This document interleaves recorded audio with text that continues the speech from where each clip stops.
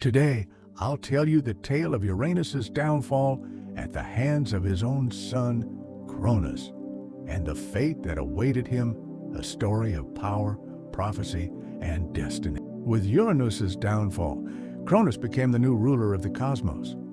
The Titans, now free, bowed before their brother, and for the first time, a fragile peace settled over the world. But deep within Cronus's heart, a seed of fear had been planted.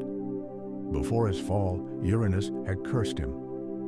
Just as you have overthrown your father, one day your own child will rise against you. As time passed, the curse became an obsession. Every time Cronus looked upon his children, he saw the shadow of his own doom.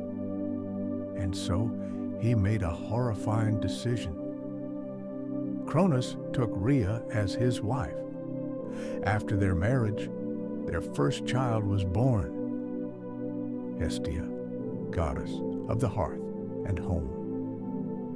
Cronus stared at the newborn with cold, calculating eyes. Could this be the one who will take my throne? He wouldn't take the risk. Without hesitation, he opened his mouth and swallowed his own child. Rhea, still weak from childbirth, screamed in horror, "Why? She is your daughter." But Cronus only gazed into the distance. He could not allow fate to bring upon him the same destruction he had brought upon his father. Years passed, and one by one his children met the same fate. Demeter, the goddess of fertility, was swallowed. Hera, who would one day be queen of the gods, was swallowed. Hades, destined to rule over the underworld, was swallowed. Poseidon, the future god of the seas, was swallowed. Rhea was consumed by grief. She begged, she pleaded, but Cronus's fear was stronger than his love. And then she became pregnant once more. This time she carried a child who would change the course of history, Zeus. Rhea could no longer bear to lose another child. She sought help from Gaia, the Earth Mother, who devised a plan. On the night Zeus was born, Rhea wrapped a stone in cloth and handed it to Cronus. Without hesitation, Cronus swallowed the stone, believing he had once again prevented his fate. Meanwhile, far from his father's reach, Zeus was hidden away in the caves and mountains.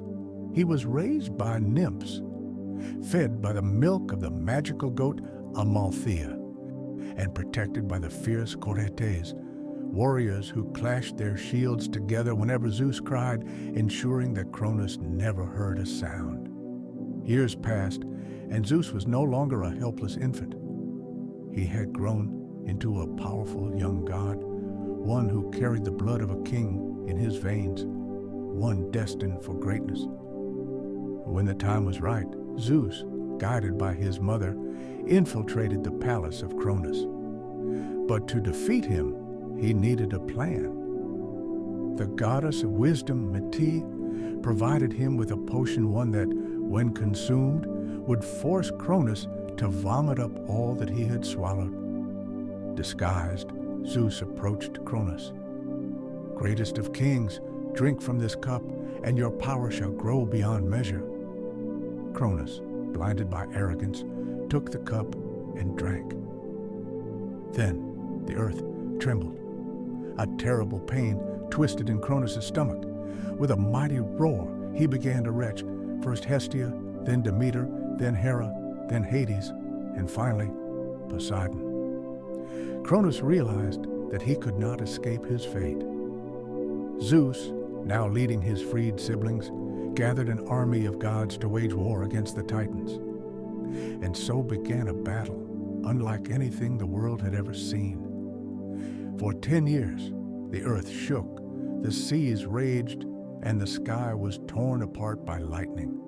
Gods and Titans clashed, a war that would decide who would rule the cosmos for all eternity.